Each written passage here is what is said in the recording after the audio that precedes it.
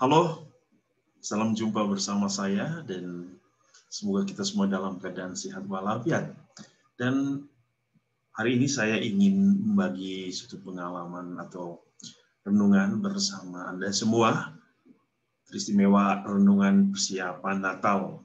Dan saya mengambil ini sebagai suatu rekoleksi Advent, persiapan Natal kita. Dan persiapan Natal ini sangat berhubungan erat dengan tema Natal yang telah dikeluarkan oleh PGI dan juga KWI, yaitu dengan tema mereka menamakan Dia Immanuel. Dan tema ini yang akan kita renungkan dalam rekoleksi ini dan apa yang kita bisa lihat, apa yang kita bisa petik dari rekoleksi kita hari ini. Oke, rekoleksi kita adalah persiapan Natal kita. Dan sebelum kita melihat tema Natal atau rekoleksi kita coba melihat kira-kira apa itu rekoleksi dan mengapa kita harus rekoleksi. Oke. Rekoleksi berasal dari 3 kata yang kalau kita mencoba melihat dari bahasa Inggrisnya, itu ada 3 kata. Yang pertama re, yang kedua collect, yang ketiga see. Re itu berarti mengingat kembali, merenungkan kembali. Berarti sesuatu yang telah kita lakukan di masa lalu, di waktu yang telah lampau. Dan apa yang kita lihat di masa lampau adalah suatu pengalaman hidup, pengalaman iman kita, pengalaman perjalanan ziarah kita. Dan itu akan kita lihat. Kita coba kembali menengok ke belakang. Yang berikut, collect. Collect artinya mengumpul. Mengumpul dalam konteks rekoleksi artinya kita coba menyatukan, menggabungkan, mengumpulkan semua data kehidupan kita, dokumen kehidupan kita di masa lalu. Apakah data-data itu, apakah dokumen-dokumen kehidupan kita layak untuk kita kumpulkan atau tidak layak? Lalu dari situ kita bisa merenungkan apa yang harus kita lakukan. Yang berikut, see. See artinya melihat. Melihat bukan hanya melihat kembali atau menoleh kembali ke belakang tentang kehidupan kita, tetapi ada satu hal yang penting. Ketika kita sudah mengumpulkan kehidupan kita dan kita merenungkan, mari kita coba memutuskan apa yang terbaik untuk ke depan. Karena arah pandang kita adalah satu kehidupan di masa yang akan datang. Sehingga dengan demikian, rekoleksi adalah waktu di mana setiap orang akan mengingat kembali atau mengumpulkan kembali data kehidupannya, perjalanan kehidupannya, pengalaman hidupnya di masa lalu, dengan mengasingkan dirinya, menenangkan pikirannya, serta mencari ketenangan batin, agar ia mampu memutuskan arah pandang atau tujuan hidupnya yang lebih baik di masa yang akan datang.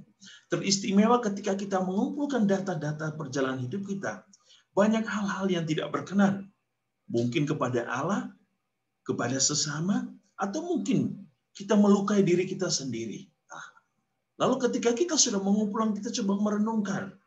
Dan apa yang kita bisa putuskan adalah sesuatu yang berguna untuk tujuan kita, tujuan hidup kita ke arah yang lebih baik dan teristimewa untuk masa depan yang lebih baik. Apa tujuannya? Salah satu tujuan rekoleksi adalah salah satu upaya untuk melatih hidup rohani, ya, untuk menumbuhkan rasa ingin berubah ke arah yang lebih baik. Ya, rekoleksi harus membuat orang ada rasa ingin berubah. Berubah karena apa? Kita ingin lebih baik, lebih baik untuk kehidupan kita di masa datang, masa yang akan datang. Teristimewa kehidupan ketika kita harus kembali kemana kita harus bersatu bersama Allah. Yang berikut mengajak kita sejenak untuk menjenguk, mereguk sumber spiritualitas kita, yaitu Allah sendiri yang bersemayam dalam lubuk hati kita yang terdalam. Mungkin selama ini kita terlalu sibuk dengan kehidupan kita, terlalu sibuk dengan pekerjaan kita, hiruk pikuk dengan kehidupan dunia, lalu kadang kita melupakan ternyata ada Allah yang ada di dalam diri kita. Ia sedang bersemayam dalam diri kita. Ia menunggu kita untuk berbincang-bincang dengannya. Lalu kita melupakan. Saat ini saat untuk kembali kita menjenguk Allah. Allah yang ada di dalam diri kita. Untuk menggali sumber spiritualitas kehidupan iman kita. Agar kita semakin dekat dengan Allah, sehingga rencana hidup dan perjalanan hidup kita adalah rencana Allah sendiri. Yang berikut, rekoleksi berperan penting bagi kita dalam pembentukan jati diri. Pada masa ini, pada kesempatan ini, seseorang akan menegaskan siapa sih identitasnya, bagaimana identitas, kepribadian, dan keunikannya. Ketika kita memahami identitas kita, kepribadian kita, dan keunikan kita, kita mampu mewujudkan apa yang menjadi pribadi dan gambaran Allah di dalam kehidupan kita. Teristimewa identitas kita sebagai murid Tuhan. Ini hal yang penting. Saudara-saudara yang dikasihi Tuhan, mengapa kita harus merayakan, mengapa kita harus mempersiapkan Natal kita dengan masa Adventus? Apa itu Adventus sesungguhnya? Oke. Adventus berasal dari bahasa Latin yang berarti kedatangan. Maka masa Adventus atau Advent dapat diartikan sebagai masa menantikan kedatangan. Tentu dalam konteks ini, kedatangan siapa? Kedatangan Dia yang kita sebut sebagai Emmanuel. Kedatangan Dia yang kita sebut sebagai Sang Juru Selamat, Sang Raja Damai, Tuhan dan Raja semesta alam. Dalam katekismus Gereja Katolik, kedatangan Tuhan atau Adventus itu memberikan atau menekankan pemaknaan ganda.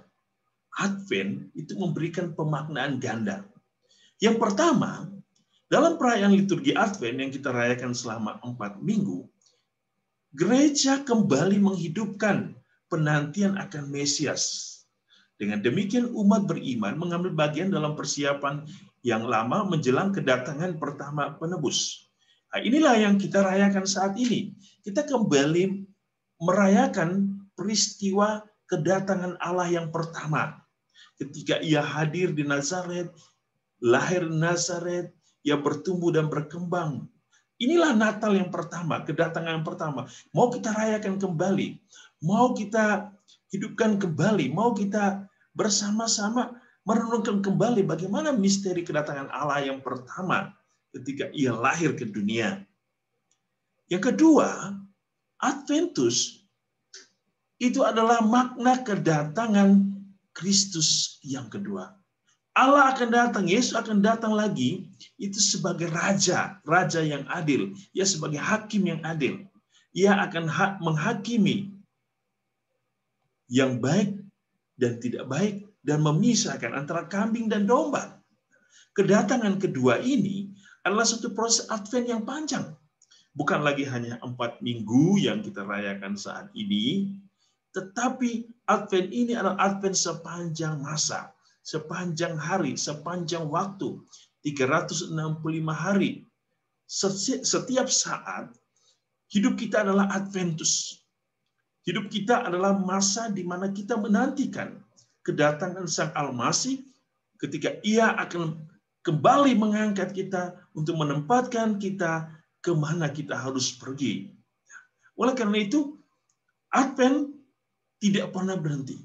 Karena masa Advent bagi pengikut Kristus adalah masa yang terus-menerus berlangsung setiap saat, setiap hari, setiap minggu, setiap tahun. Mari coba kita lihat bagaimana lingkaran Advent dulu. Kita membuat lingkaran Advent dengan suatu keindahan-keindahan yang sangat luar biasa di rumah kita, di gereja, di kapela. Apa sih makna-makna dari lingkaran Advent? Oke. Kalau kita melihat lingkaran Advent itu selalu bulat, bukan segi 4. Mengapa bulat? Bulat menunjukkan bahwa lingkaran ini adalah lingkaran yang tanpa awal dan tanpa akhir. Allah adalah Alfa dan Omega. Lingkaran yang tanpa awal dan tanpa akhir melambangkan cinta Tuhan yang tak pernah berakhir, yang tak pernah berkesudahan. Melambangkan penantian kita yang penuh harapan akan keselamatan dan kebahagiaan. Bahwa Allah menantikan kita akan keselamatan dan kebahagiaan bagi kita. Yang tiada hentinya. Yang kadang walaupun kita terjebak, kita jatuh dalam dosa, Allah tanpa hentinya senantiasa mengalirkan cintanya yang berlimpah bagi kita semua.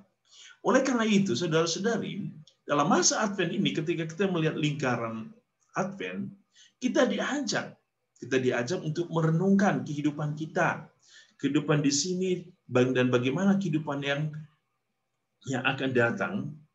Kita harus, ketika kita berada bersama saat ini, maka kita diundang untuk ambil bagian dalam rencana keselamatan Allah yang kekal, sebagaimana kita berharap bahwa kita dapat ikut ambil bagian pula dalam kehidupan kekal di surga.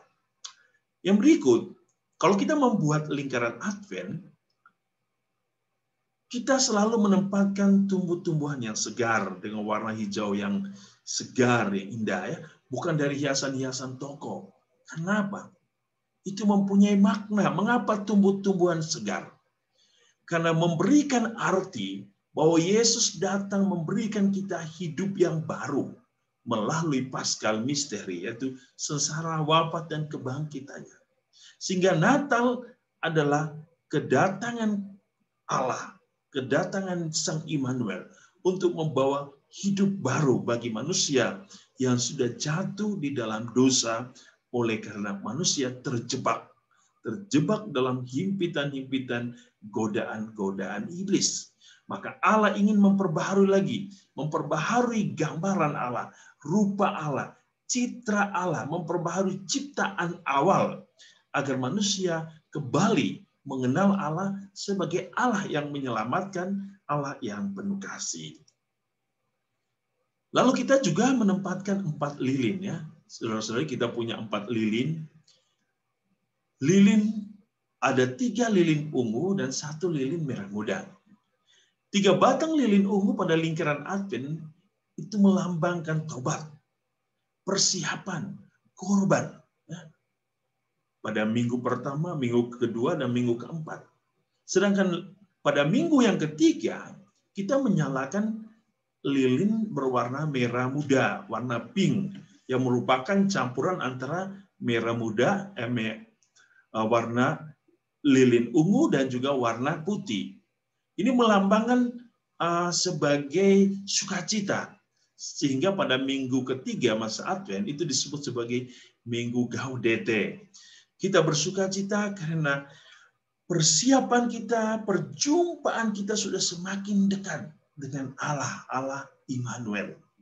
Sehingga selesai kita menyalakan lilin ungu dan lilin merah muda, nanti kita menyalakan pada saat perayaan Natal adalah lilin berwarna putih.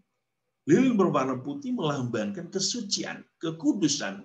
Oleh karena kita sudah mempersiapkan diri kita secara baik, dengan penuh kasih, penuh iman, dengan penuh korban. Sehingga pada saat Natal kita merayakan lilin putih berarti simbol kesucian, simbol kemurnian, simbol kesempurnaan. Dan kita ingin menerima Allah dan merayakan dengan kekudusan. Lalu lilin-lilin itu tentu adalah kita nyalakan.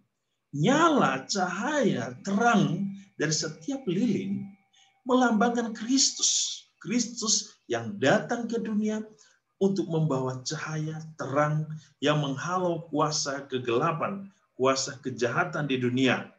Dan dari terang itu, Ia mau menunjukkan kepada kita jalan kebenaran yang harus kita lalui. Sebab jalan harus diterangi dengan terang ilahi, sehingga jalan kebenaran akan semakin mendekatkan setiap orang kepada surga. Yang berikut, ketika kita menyalakan lilin dari minggu pertama sampai minggu keempat, Gerak maju penyalaan lilin menunjukkan bahwa semakin banyak lilin yang dinyalakan, berarti semakin bertambah persiapan kita untuk berjumpa dengan Kristus. Berarti terang itu semakin bernyala, sebab sudah ada banyak lilin yang dinyalakan. Lilin pertama, kedua, ketiga, dan keempat.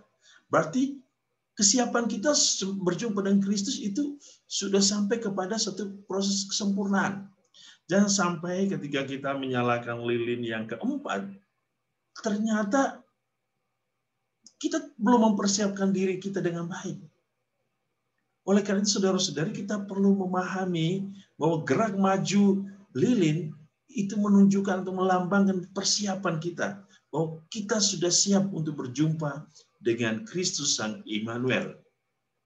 Oke, apa yang harus kita lakukan selama masa Advent ini? Tentu persiapan spiritual. Ya. Masa Advent adalah masa penantian yang harus diisi dengan persiapan spiritual. Dan persiapan spiritual itu adalah pertobatan. Ya. Pertobatan. Persiapan yang terbaik yang bisa kita lakukan adalah dengan sering menerima sakramen Ekaristi dan juga sakramen tobat. Mengapa kita harus menerima sakramen Ekaristi? Sebab dengan menerima sakramen Ekaristi, menyadarkan kita akan kasih Allah yang sempurna, yang memberikan putranya untuk bersatu dengan kita, yang dimulai dengan peristiwa inkarnasi. Dalam sakramen Ekaristi, kita bisa melihat betapa besar cinta Allah yang memberikan hidupnya. Ia memberikan tubuhnya, darahnya, sebagai santapan bagi kita. Ia memberikan cintanya, pengampunannya. Ia memberikan firman-Nya, sabdanya, yang menjadi norma kehidupan kita. Ia memberikan kita berkat-Nya, agar kita mau bersatu dan menikmati anugerah Allah. Lalu sakramen tobat. Sakramen tobat menyadarkan kita bahwa kita sebenarnya tidak layak menyambut Kristus karena dosa-dosa kita. Namun, dengan adanya sakramen tobat, kita semua dipulihkan. Kita semua disembuhkan dari dosa-dosa kita. Agar hati, jiwa, pikiran kita layak untuk menerima Kristus sebagai tabernakel bagi Kristus untuk tinggal di dalam diri kita. Maka diri kita, tubuh kita, jiwa kita, hati kita harus dibersihkan melalui sakramen tobat. Saudara-saudari yang dikasihi Tuhan, pada Natal tahun ini, KWI dan PGI telah mengeluarkan pesan Natal dengan tema Mereka Menamakan Dia Immanuel, yang didasarkan pada Injil Matius bab 1 ayat 23. Dan tema ini sangat berhubungan erat dengan situasi pandemik yang saat ini sedang mengganggu kehidupan dunia, mengganggu kehidupan kita. Oleh karena itu tema ini sangat indah, tema ini sangat erat berhubungan dengan situasi dan kondisi dunia yang sedang hancur. Oleh karena itu mari coba kita renungkan tema ini dan apa yang kita bisa lakukan dengan tema ini sehingga perayaan Natal kita sungguh menjadi layak, berkenan, dan penuh sukacita. Saudara-saudari, kata Immanuel itu kita bisa temukan dalam kitab Yesaya bab 7 ayat 14. Sebab itu Tuhan sendirilah yang akan memberikan kepadamu suatu pertanda. Sesungguhnya seorang perempuan muda mengandung dan akan melahirkan seorang anak laki-laki dan ia akan menamakan dia Immanuel. Yesaya bab 8 ayat 10 berkata, buatlah rancangan tetapi akan gagal juga. Ambillah keputusan tetapi tidak terlaksana juga. Sebab Allah menyertai kami. Matius bab 1 ayat 23, sesungguhnya anak darah itu akan mengandung dan melahirkan seorang anak laki-laki dan mereka akan menamakan dia Immanuel, yang berarti Allah menyertai kita. Lalu Allah ada bersama kita, itu juga kita lihat dalam kitab Keluaran. Bahwa tetapi Tuhan menguatkan hatinya, bukankah aku akan menyertai engkau? Ini lalu janganlah takut kepada mereka, sebab aku menyertai engkau dalam Yeremia ketika Allah mengutus Yeremia. Lalu dalam Injil kitab Matius dikatakan untuk menerima lahirnya Sang Immanuel Rai Maria tunangannya belum ia nikahi. Ini memberikan kita bahwa kata Immanuel itu sungguh ada di dalam ini adalah suatu hal yang bersifat biblikal yang bukan kita ambil atau kita petik dari mana gitu lalu kita menempatkan. Tetapi ini adalah kata-kata yang sangat biblikal. Oke.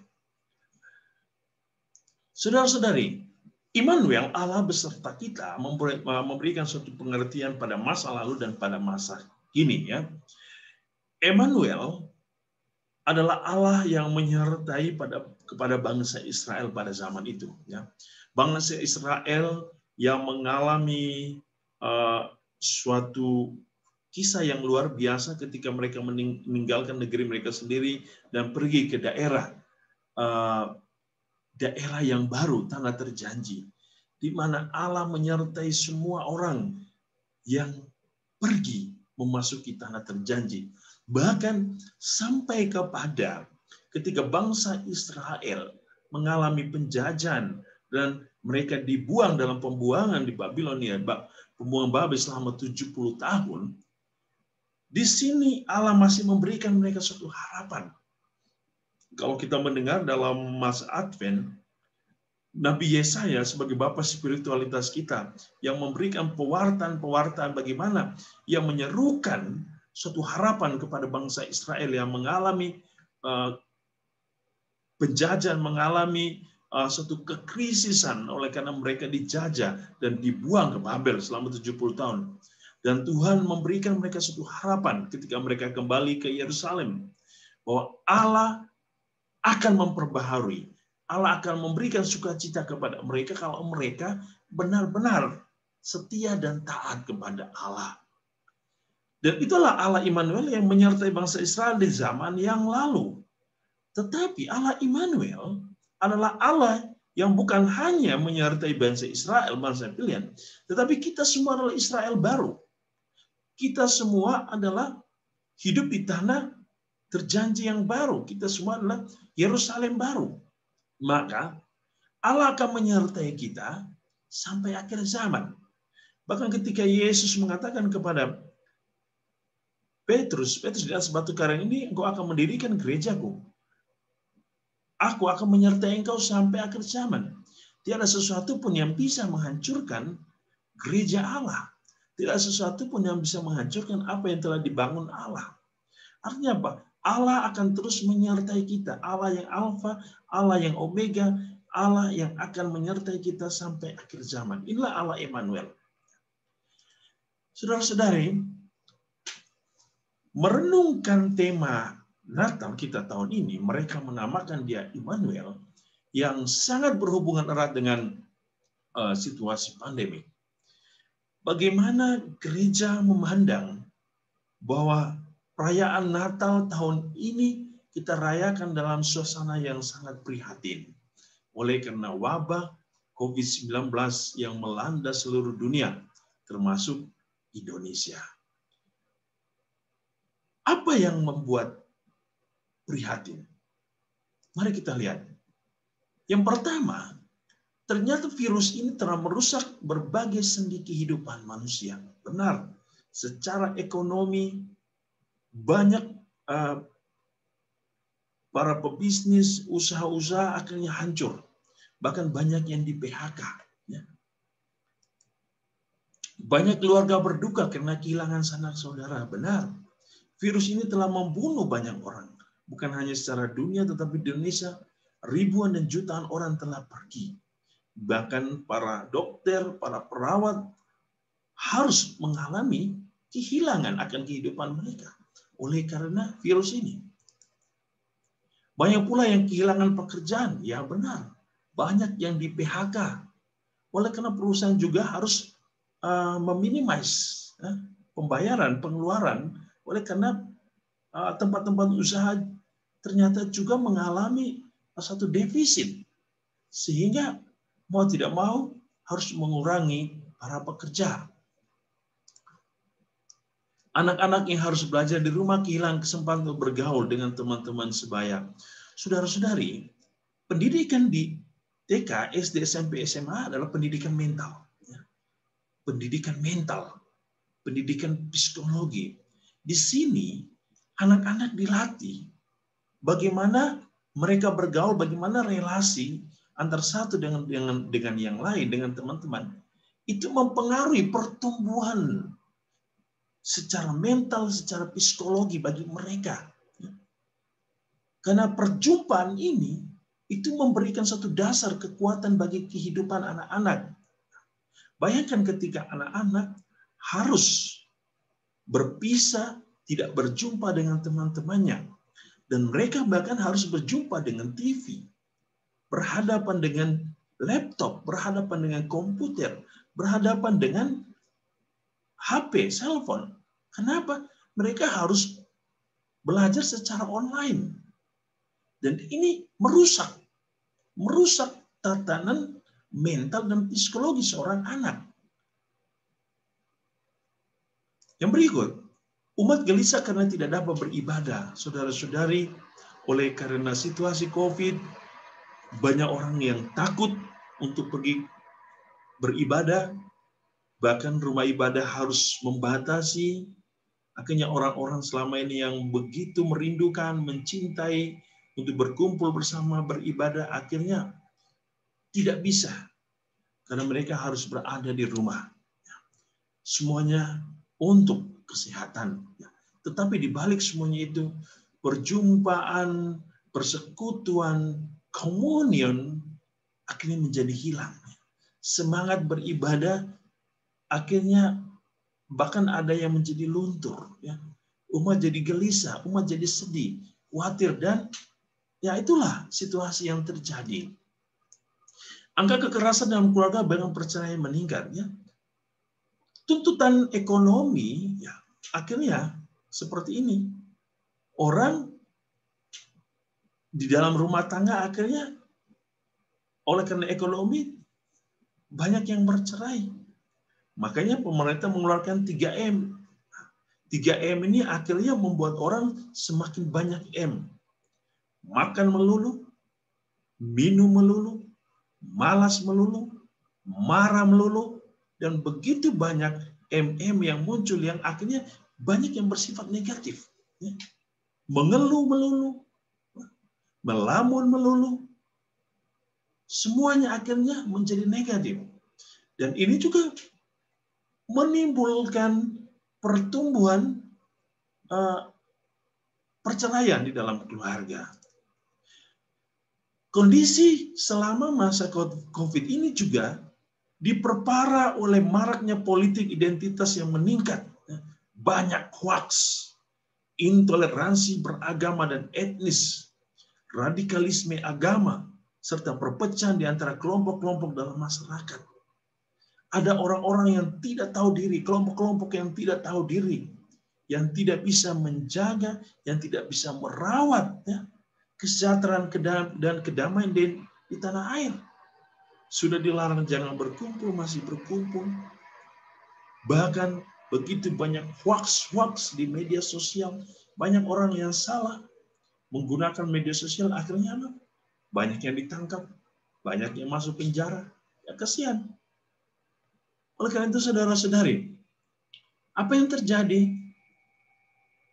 Situasi ini menjadi situasi yang sangat krisis dan kritis bagi setiap orang. Dan perayaan Natal kita juga menjadi situasi yang krisis. Karena kita tidak bisa merayakan perayaan Natal seperti sebelumnya. Kita harus merayakan dengan satu batasan-batasan protokol kesehatan. Bahkan situasi ini juga membuat orang menjadi takut, gelisah dan takut oleh kenapa?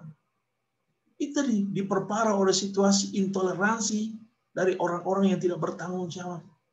Dari hoax-hoax, ujaran-ujaran kebencian yang tidak bertanggung jawab. Dan ini yang membuat situasi Natal tahun ini menjadi situasi yang sangat parah. Kritis. Saudara-saudari, melihat situasi ini, melihat keganasan virus ini, kita harus menyadari bahwa ternyata virus ini menyerang semua orang. Virus ini menghancurkan semua orang. Virus ini membunuh semua orang. Ia tidak memandang apapun profesimu, sukumu, agamamu, pendidikanmu, jabatanmu. COVID menghancurkan semuanya. Ya. Jadi jangan merasa bahwa COVID ini hanya menyerang suku tertentu, hanya menyerang agama tertentu, hanya menyerang orang-orang tertentu. Tidak, ia menyerang semua orang. Sehingga kita diingatkan pertama-tama untuk berhati-hati. Jangan merasa diri hebat. Berhati-hati berarti mengikuti protokol kesehatan yang sudah disampaikan oleh pemerintah. Karena virus ini berbahaya. Dia tidak memandang siapapun. Semuanya sama. Semua sebagai manusia dihancurkan. Oleh karena itu, saudara-saudari, apa yang harus kita lakukan dalam masa Natal ini di tengah situasi pandemi? Kita harus saling membutuhkan. Kita harus saling membantu satu sama lain. Oke. Saudara-saudara, di balik situasi krisis ini apa yang bisa kita renungkan? Pertama, situasi pandemik ini mengingatkan kita bahwa sebagai manusia kita sesungguhnya rapuh, lemah, penuh keterbatasan, baik secara fisik maupun psikis. Dalam proses permenungan ini, bahwa ternyata kita adalah manusia yang rapuh dan lemah, maka kita harus mencari satu kekuatan baru yang memungkinkan kita bahwa ada kekuatan itu yang bisa memberikan kekuatan baru bagi kita, pertolongan bagi kita. Dan kekuatan itu hanyalah Allah sendiri sebagai satu-satunya sumber pertolongan kita. Ini yang harus kita sadari. Maka ketika para malaikat datang membawa kabar sukacita kepada Maria bahwa ia akan mengandung seorang anak, dan juga kepada Zakaria dan Elizabeth, malaikat selalu mengatakan, jangan takut, jangan takut. Sebab kasih karunia Allah itu beserta kita. Yang datang adalah Allah Immanuel. Pertama-tama adalah jauhkan rasa takut, jauhkan rasa khawatir, jauhkan dan rasa kecemasan. Tetapi kita harus kembali dikuatkan bahwa Allah tidak tinggal diam. Allah tidak menutup mata. Allah ada bersama kita. Kita diundang untuk bertekun di dalam doa. Kita bertekun untuk tetap mengandalkan Allah. Kita juga bertekun untuk menjaga dan merawat diri kita. Yang kedua, apa yang kita bisa lakukan? Apa yang bisa kita renungkan?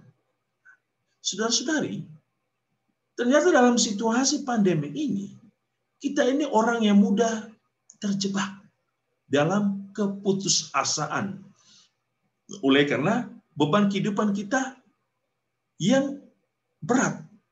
Akhirnya kita tidak bisa mengelola beban hidup. Beban ekonomi, beban psikis, beban sosial. Kita mudah terjebak. Kita cepat putus asa. Kita mudah jatuh. Disinilah Allah ingin menyapa kita. Bahwa aku datang sebagai Allah Immanuel.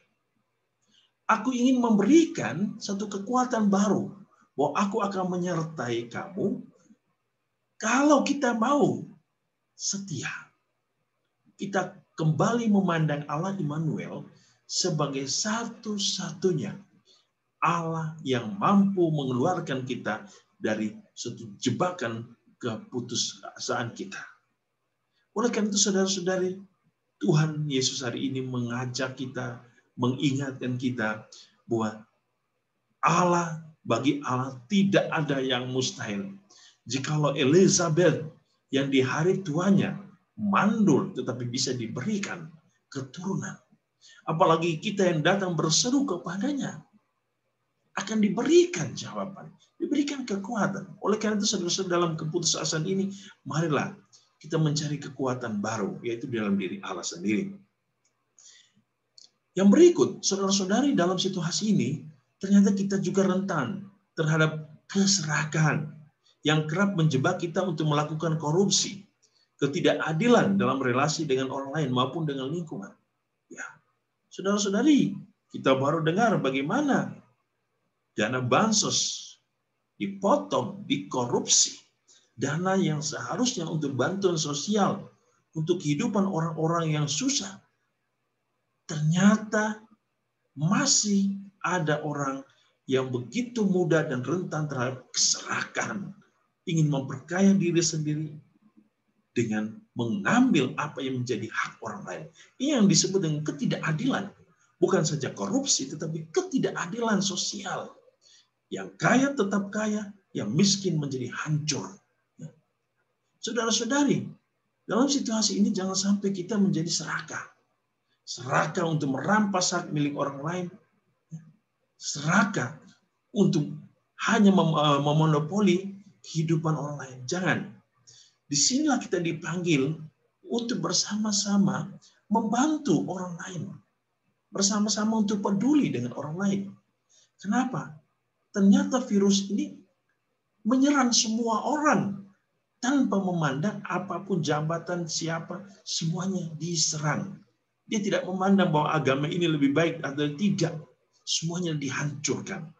Oleh karena itu hindari keserakahan saudara-saudari, tetapi marilah kita diundang untuk menjadi pribadi yang berbelas kasih. Pribadi yang siap membantu satu sama lain. Yang berikut, begitu banyak orang yang kehilangan sanak saudaranya, familinya, bahkan para perawat, para dokter juga akhirnya meninggal. Mengingatkan kita, saudara-saudari, bahwa virus ini bahaya. Dan tubuh kita dengan mudah bisa sakit akibat terinfeksi virus. Bahkan kita bisa meninggal seketika hanya oleh karena kelalaian kecil. Masih banyak orang yang keras kepala. Tidak mau pakai masker, masih melakukan kumpul berkerumun. Saudara-saudari, apa yang Anda lakukan itu menghancurkan orang lain, menghancurkan masyarakat, menghancurkan negara. Negara sedang berjuang untuk memulihkan situasi ini, tetapi ada manusia-manusia kurang ajar, manusia-manusia yang seharusnya tidak berpendidikan, manusia-manusia yang bagi saya tidak pantas untuk hidup, menghancurkan semuanya ini. Tidak peduli. Disuruh pakai masker, malah tidak pakai masker. Sudah tahu bahwa tidak boleh berkerumun, masih melakukan. Saudara-saudari, ini tindakan kurang ajar. Ketidakadilan. Ini dosa besar. Oleh karena itu, saudara-saudari, kita harus sadar. Kita ini manusia, tubuh kita mudah terinfeksi. Jangan sok hebat. Jangan sok jago. Kita harus menyadari bahwa kita ini lemah. Oleh karena itu, jangan sekali-kali merasa diri hebat. Jagalah kesehatan. Oleh karena itu, saudara-saudari, melihat situasi-situasi yang terjadi dan melihat bagaimana tolok ukur dari hal-hal tadi yang saya sudah katakan, bagaimana respon kita sebagai orang Kristiani, orang-orang Kristen. Saudara-saudari, sebagai orang Kristen kita bisa menderita sama seperti yang dialami orang lain. Namun kita bisa menjalani dengan lebih damai di dalam keyakinan bahwa Allah surgawi berjalan bersama kita untuk menghadapi situasi yang berat ini. Dan Allah itu adalah Allah Immanuel. Allah Immanuel adalah Allah yang tidak membiarkan kita dikuasai oleh roh ketakutan, tetapi oleh kekuatan cinta yang memampukan kita mengontrol hidup kita dan menghadapi situasi yang sulit ini dengan keyakinan, dengan iman dan kedamaian di dalam hati, pikiran, dan jiwa kita secara penuh. Bahwa Allah akan bersama kita. Ia Allah yang datang untuk menyertai kita. Dan semoga perayaan Natal ini, Allah Immanuel menghapus menghalau dan membersihkan dunia ini dari coronavirus ini. Oleh karena itu, saudara-saudari, bagaimana kita merayakan Natal dalam situasi COVID ini? Oke, ini hal yang penting. Bagaimana kita merayakan? Peran kita sangat penting. Ya, peran kita sangat penting. Yang pertama, mengajak kita untuk melihat dan merasakan kehadiran Yesus sebagai sang terang dalam kegelapan. Mengajak kita untuk melihat dan merasakan kehadiran Yesus. Saudara-saudari, orang yang sudah terjebak dalam keputusasaan, kerisauan, kecemasan, diundang kembali untuk melihat ke dalam dirimu, untuk merasakan bahwa Yesus tidak pernah jauh dari hidup kita. Yesus ada dalam diri kita. Yesus ada sebagai sang terang. Ia ingin menghalau kegelapan pikiran dan hati serta jiwa kita yang mungkin saat ini mengalami kegalauan, kecemasan, ketakutan. Iman kita, keyakinan ini harus tumbuh dalam diri kita. Bahwa Allah ada di dalam hati saya. Ada di dalam diri saya. Ia akan menyembuhkan saya. Ia akan melindungi saya. Ia akan menolong saya. Ia akan menjaga saya. Ia akan beserta saya dan semua orang dalam kehidupan ini. Itu yang paling penting pertama. Harus melihat, harus menyadari bahwa Allah ada dalam hidup kita. Ia tidak tinggal diam. Jangan sampai kita menjadi putus asa. Akhirnya kita meninggalkan Tuhan. Saudara-saudara, dalam diri Yesus Sang Immanuel, ternyata Allah hadir di antara kita. Nama Immanuel sebagai ungkapan Allah besar kita menandakan Allah hadir untuk memulihkan. Ini penting. Yang berikut, menyadari bahwa penyertaan Allah memampukan kita untuk hidup melalui berbagai kecemasan dan kekhawatiran, konflik, dan kekacauan. Karena kita percaya bahwa transformasi di masa-masa sulit ini akan terjadi di bawah penyertaan Allah. Saudara-saudari, ini penting. Bahwa kita diundang untuk memampukan bahwa Allah itu menyertai kita, maka kita harus dimampukan, dikuatkan, diberi satu imunisasi baru. Kita harus dicas agar kita mampu menghadapi segala konflik dan kekacauan ini. Dan salah satu yang harus kita lakukan adalah jangan takut. Jangan takut, sebab penyertaan Allah akan memampukan kita untuk hidup dan menghalaui segala kecemasan, kekhawatiran, konflik, dan kekacauan di dalam hidup kita. Yang berikut, kekuatan cinta dan penyertaan Allah itu memampukan kita untuk menumbuhkan rasa setia kawan di tengah masyarakat, serta membangun kerelaan untuk melayani mereka yang terpinggirkan dan menderita. Saudara-saudari, oleh karena situasi COVID ini menyerang semua orang tanpa memandang siapa dia, apa dia, bagaimana dia, dari mana asal-usulnya, apa jabatannya, apa agamanya. Disinilah Natal kita menjadi berkualitas. Yaitu bahwa oleh karena Allah ada dalam hidup kita, oleh karena kita menyadari kekuatan cinta Allah dan penyertaan Allah di dalam diri kita, maka kita harus ditumbuhkan rasa kepedulian, rasa kesetiakawanan, kerelaan untuk memberi, kerelaan untuk melayani, kerelaan untuk melakukan sesuatu yang baik bagi orang lain. Karena apa? Tujuan kita adalah untuk melindungi dan merawat kehidupan setiap orang.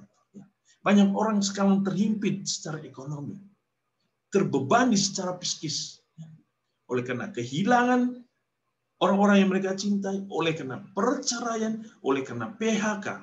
Maka apa yang harus kita lakukan? Jikalau kita masih diberikan berkat Tuhan, marilah kita menjadi pribadi yang peduli, rela untuk memberi. Karena dengan kita membantu orang lain, kita sedang melindungi dan merawat martabat manusia, melindungi Allah di dalam diri setiap orang. Disinilah kita disadarkan bahwa kita semua diciptakan menurut gambaran dan rupa Allah. Maka Allah ada dalam diri setiap orang, apapun agama ataupun sukunya. Maka marilah kita harus membangun dan menumbuhkan rasa kepedulian untuk membantu, menolong, dan melayani orang-orang yang terpinggirkan dan yang menderita saat ini. Saudara-saudari, semakin banyak kita memberi, semakin banyak kita menerima. Allah tidak pernah mengurangi apa yang kita berikan kalau kita memberi dengan tulus. Seperti anak kecil yang miskin, yang memberikan 2 roti dan 5 ekor ikan kepada Yesus. Dan Yesus memberikan makan kepada 5.000 orang, tidak terhitung perempuan dan anak-anak yang mungkin hadir saat itu sekitar 50-60.000 orang. Tetapi Tuhan tidak memiskinkan anak kecil itu. Tetapi Tuhan membalas dia dengan 12 bakul yang tersisa. Artinya apa? Allah memberi lebih banyak daripada apa yang diberikan Allah anak kecil itu. Demikian pun kita pada saat Natal ini. Natal berarti Allah Immanuel memberikan hidupnya, cintanya bagi manusia agar manusia bebas dari kegelapan dosa. Maka Natal juga adalah pemberian hidup kita bagi orang lain agar orang lain pun bisa merasakan kehadiran Allah di dalam hidup kita. Oleh karena itu, saudara-saudari, apa yang kita bisa lakukan dalam kepedulian kita, yaitu membangun kerjasama juga. Melakukan tindakan belas kasih dan kemurahan hati. Bertolong-tolongan menanggung beban sesama.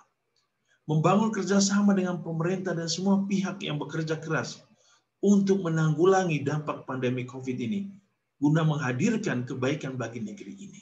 Ya, salah satunya adalah pakailah masker, cuci tangan. Itu. Jangan lupa makan yang teratur, istirahat yang teratur. Yang berikut, yang terakhir, apa yang kita bisa lakukan selama Natal ini di tengah situasi pandemi? Pengalaman kehadiran Allah yang menggerakkan kita untuk datang membawa kabar sukacita. Ia mewartakan tentang kebenaran. Maka pada saat ini, saudara-saudari, kita harus digerakkan hati kita untuk mengikis habis ujaran kebencian, berita bohong, intoleransi, dan tindakan kekerasan apapun, agar kehidupan masyarakat, tatanan kehidupan negara ini menjadi indah, menjadi baik, damai, dan sejahtera. Kita bisa menjadi agen moral, kita bisa menjadi agen kedamaian dengan mewartakan kebaikan, dengan tidak menulis ujaran-ujaran kebencian atau berita bohong atau hoax di media-media sosial. Jauhkan juga sikap intoleransi. Sebab apapun agamanya, dia adalah satu ciptaan Allah yang diciptakan menurut gambaran dan rupa Allah. Ini hal yang paling penting, saudara-saudari. Jangan sampai kita menjadi sumber perpecahan, perselisihan, dan konflik di dalam negeri ini.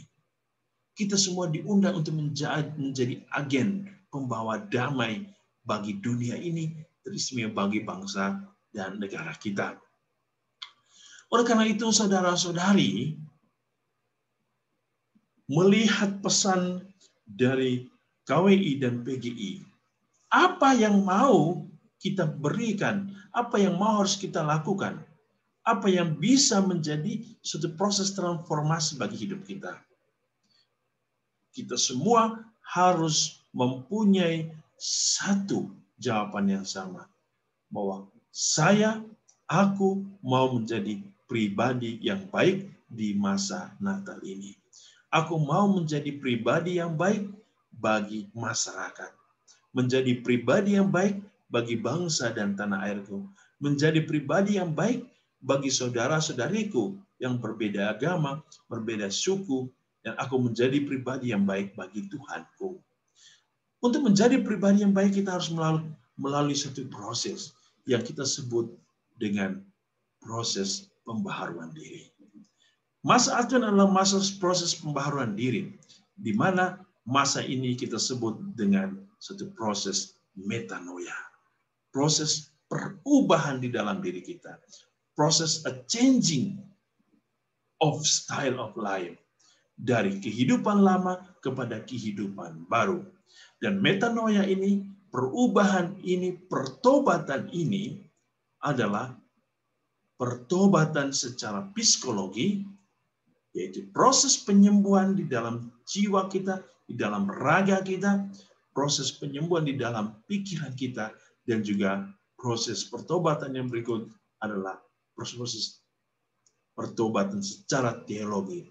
Jika proses pertobatan pertama secara psikologi adalah proses penyembuhan antara diri kita sendiri dengan orang lain, dan proses pertobatan yang kedua teologi adalah proses penyembuhan atau pertobatan antara kita dengan Allah. Proses ini membantu kita untuk memahami apa yang kita sebut dengan pembaharuan diri. Pembaharuan diri selalu mengarahkan kita kepada suatu perubahan dan pertumbuhan. Pembaharuan diri harus membuat kita berubah untuk bertumbuh. Pertobatan atau metanoia adalah perubahan arah haluan hidup. Perubahan dari haluan di mana kita akan semakin dekat dengan Allah dan kita harus semakin menjauhi dari kebiasaan-kebiasaan buruk. Karena Advent adalah kita mempersiapkan hati kita, jiwa kita, agar kita menyambut kedatangan Allah dengan penuh kasih, dengan penuh kesucian. Sehingga dengan demikian saudara-saudari, perubahan yang harus kita lakukan dalam masa Advent ini adalah menyadarkan diri kita akan kemanusiaan kita yang rapuh, yang lemah, yang penuh keterbatasan. Namun, kita dikaruniai, kita diberikan kesempurnaan akal budi, kehendak bebas, hati nurani yang diciptakan secara sempurna menurut gambaran dan citra Allah. Agar kemampuan akal budi, kehendak bebas, dan hati nurani ini memampukan kita untuk kembali serupa dengan gambaran dan citra Allah. Saudara-saudari yang dikasihi Tuhan, ini adalah hal-hal yang kita bisa lakukan untuk mempersiapkan diri kita selama masa Advent ini. Oleh karena itu, saudara-saudari, apa yang sedang kita lakukan saat ini?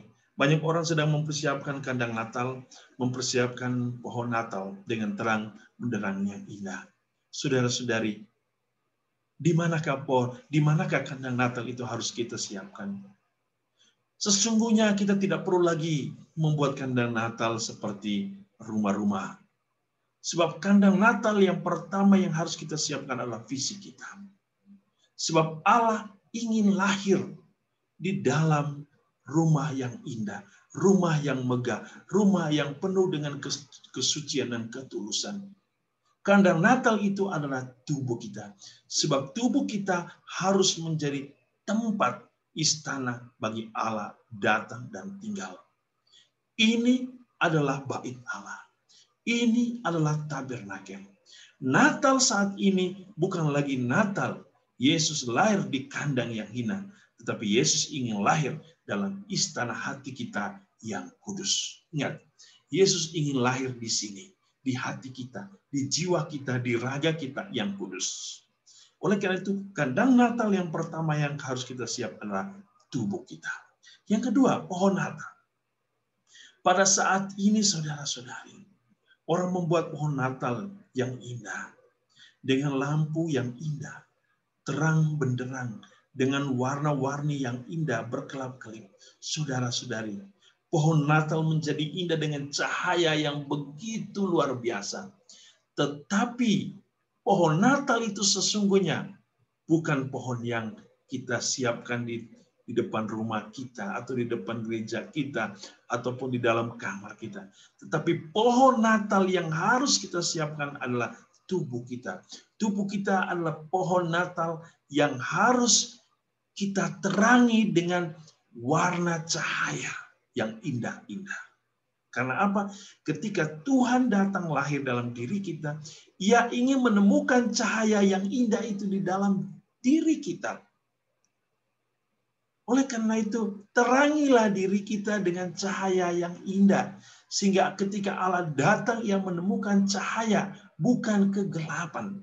Kalau kita bisa mempersiapkan pohon Natal dengan cahaya yang indah, mengapa kita tidak bisa menyiapkan tubuh kita sebagai pohon Natal yang indah? Siapkan pohon Natal yang indah dengan cahaya yang indah, dengan cahaya yang berkelap-kelip dengan warna-warni yang indah. Yang berikut, saudara-saudari, di bawah pohon Natal banyak orang mempersiapkan kado dengan bungkusan-bungkusan yang indah, rapi, warna-warni, begitu luar biasa. Kado apa yang bisa kita berikan kepada Tuhan saat ini? Kesucian. Kesucian. Masa Advent adalah masa persiapan untuk hidup suci di hadapan Allah, agar Allah hadir, berkenan tinggal di dalam diri kita. Saudara-saudari, inilah rekoleksi kita pada masa Advent ini. Mari kita mempersiapkan diri kita dengan sebaik-baiknya, dan semoga kita semua pada saat ini bisa mempersiapkan diri kita secara baik-baik, dan semoga Natal kita pada tahun ini, walaupun di tengah situasi pandemik coronavirus, kita masih boleh bersukacita, karena ciri hidup orang Kristiani adalah hidup di dalam sukacita, sebab kita punya Allah, yaitu Allah Immanuel, Allah yang menyertai kita. Saudara-saudari, selamat merayakan perayaan Natal di tahun ini. Semoga kita semua boleh terus merayakan dengan penuh sukacita. Salam sehat bagi kita semua, salam damai bagi kita semua. Semoga Tuhan menyertai kita semua dengan satu berkat, anugerah cinta yang berlimpah bagi kita semua. Tuhan memberkati kita dengan berkat-Nya yang berlimpah. Dalam nama Bapa dan Putra dan Roh Kudus. Amin.